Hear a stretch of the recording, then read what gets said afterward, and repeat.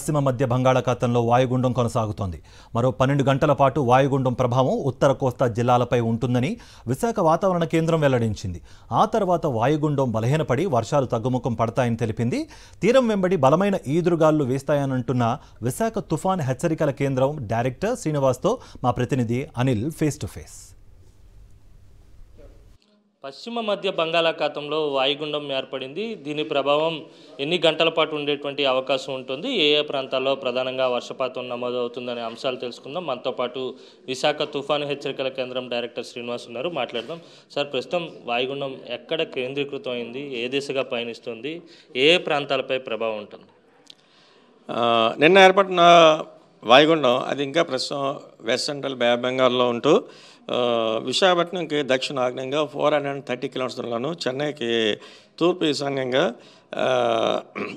480 kilometres దూరంలోనూ కేంద్రీకృతమైంది. ఇక్కడ ఇలా చూస్తే ఆల్మోస్ట్ ఇక్కడ మనకి దగ్గరలో ఇక్కడ ఉంది. ఇక్కడ తూర్పు ఈశాన్యంగా అంటే చెన్నైకి ఇక్కడ 480 కిలోమీటర్స్ దూరంలోను. ఇది విశాఖపట్నం చూస్తే దక్షిణ ఆగ్నేయంగా 430 కిలోమీటర్స్ దూరంలోనూ కేంద్రీకృతమైంది.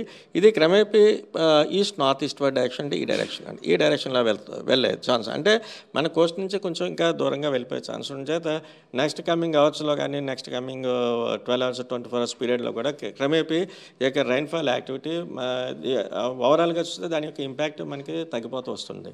ఇది ఈ నేపథ్యంలో మనకి నెక్స్ట్ 24 hours వరకు చూస్తే భారీ వర్ష సూచన ఏ జిల్లాల వరకు మనం ఇవ్వట్లేదు.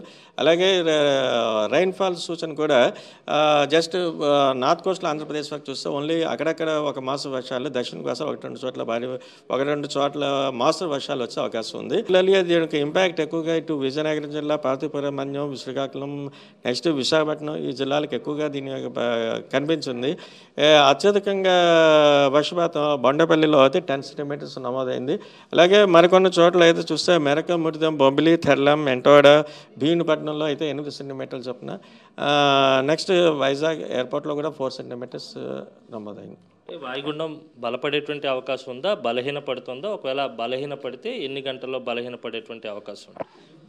ఇప్పుడు ఉన్నటువంటి వాయుగుండం next coming 12 hours east north east word డైరెక్షన్లో వెళ్తూ గ్రాడ్యువల్గా ఓవర్ ది సీ వీకెన్ అయ్యే ఛాన్సెస్ అయితే ఉంది. ఓవర్ ది సీలోనే అది వీకెన్ అయిపోతుంది. ఎఫెక్ట్ ఈ రోజే ఉంటుందా, రేపు కూడా వర్షాలు కొనసాగేటువంటి అవకాశం? గ్రాడ్యువల్గా తగ్గిపోతున్నాయి. ఈ రోజు కూడా మనం ఇచ్చిన ఫోర్కాస్ట్ కూడా చాలా లిమిటెడ్ ఫోర్కాస్ట్.